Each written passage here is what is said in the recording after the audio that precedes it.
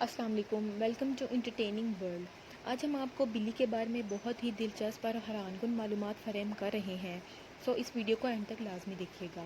بلی عربی زبان میں جسے حریرہ بھی کہا جاتا ہے، بلی جو حضرت محمد صلی اللہ علیہ وسلم کا پسندیدہ جانور ہے، جو پاک بھی ہے اور پالتو جانور ہے۔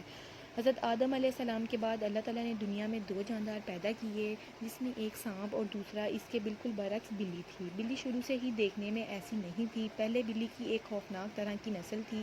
آج سے 5000 سال قبل مصری لوگوں نے افریقن نسلوں کی بلی کو مختلف طریقوں سے کراس کروا کر بلی کی یہ نسل پیدا کی۔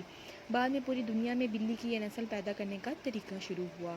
بلی مسلمانوں کے ساتھ ساتھ غیر مسلموں کے لیے بھی کافی اہمیت رکھتی ہے۔ مصر کے لوگ بلیوں کو انسانوں سے زیادہ افضل سمجھتے تھے اور مرنے کے بعد بلیوں کو بادشاہوں کی طرح حنطور کر دیتے تھے۔ یہ لوگ بلیوں کو اپنے پاس رکھتے تھے اور اگر کوئی شخص بلی کے ساتھ ظلم کرتا تو یہ اس کو عبرت ناک سزا دیتے تھے۔ مسلم بخاری میں آتا ہے کہ آپ صلی اللہ علیہ وسلم نے بلی کو مارنے سے منع کیا اور کہا اگر کبھی بلی کو بھگانا پڑ جائے تو اس کو روئی کے گولے سے مار کر بھگاؤ۔ آپ صلی اللہ علیہ وسلم نے بلی کے ساتھ ظلم کرنے پر ایک عورت کا واقعہ بیان کیا۔ ایک عورت نے بلی کو قید کر لیا اور نہ اسے کچھ کھانے کو دیتی نہ پینے کو، اور ایسی جگہ پر قید کیا بلی زمین پر رینگنے والے کیڑوں کو بھی نہ کھا سکے۔ اللہ پاک نے اس عورت پر ایسا عذاب نازل کیا کہ اسے آگ میں ڈال دیا گیا۔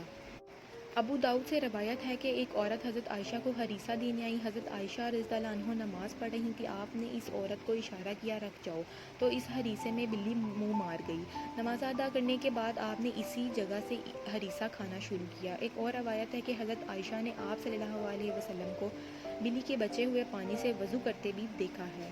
اس بات سے ثابت ہوتا ہے کہ بلی کا جوٹا کھانا حرام نہیں بلکہ جائز ہے، کیونکہ بلی میں کوئی نحوست یا پلیتی نہیں ہوتی، بلکہ بلی ایک پاک جانور ہے۔ آپ صلی اللہ علیہ وسلم نے بلیوں سے بہت پیار کرتے تھے۔ بزرگ کہتے ہیں اگر بلی خود کسی گھر میں ڈیرا ڈال لے تو اس سے چاہیے اسے مارے یا بھگائے نہیں، بلکہ اس کے کھانے پینے کا خیال رکھے، کیونکہ بلی وہ جانور ہے جو رات کے اندھیرے میں انسان سے 6 گنا زیادہ بہتر دیکھ سکتی ہے، اور بلی دوسری مخلوقات جنات اور فرشتوں کو بھی دیکھ سکتی ہے۔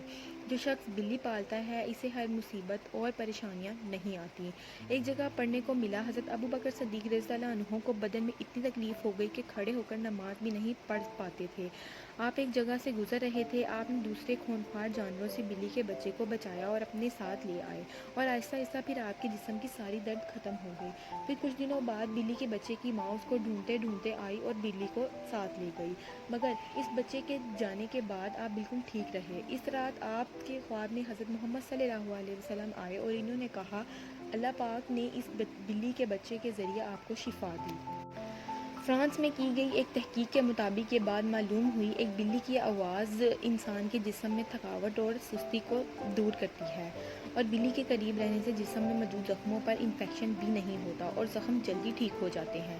جن لوگوں نے بلیاں رکھی ہیں انہوں نے اکثر دیکھا ہوگا کہ بلیاں ایک مخصوص طرح کی آواز نکالتی ہیں۔ بلی کی اس آواز کی فریکوینسی 20 سے 140 ہرٹز ہوتی ہے۔ اس پراسرار آواز کو سننے والے انسان کے جسم میں ہارٹ اٹیک کے خطرے کے چانسز کم ہو جاتے ہیں۔ بلی کی آواز کی یہ فریکوینسی انسان کے لیے نہایت مفید ہوتی ہے۔ بلی سے ایک انسان کئی فائدے لے سکتا ہے۔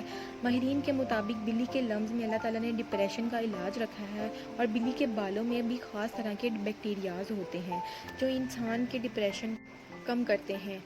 انسانوں کو چاہیے لازمی اپنے گھر میں بلی پالیں۔ آپ صلی اللہ علیہ وسلم نے یوں ہی بلی کو اتنا پسندیدہ نہیں کیا۔ پرانے وقتوں میں لوگ اناج کا ذخیرہ کرنے والی جگہوں پر بلیوں کو پالتے تھے تاکہ وہ وہاں موجود کیڑوں اور چوہوں کو کھائیں اور اناج کو محفوظ رکھ سکیں۔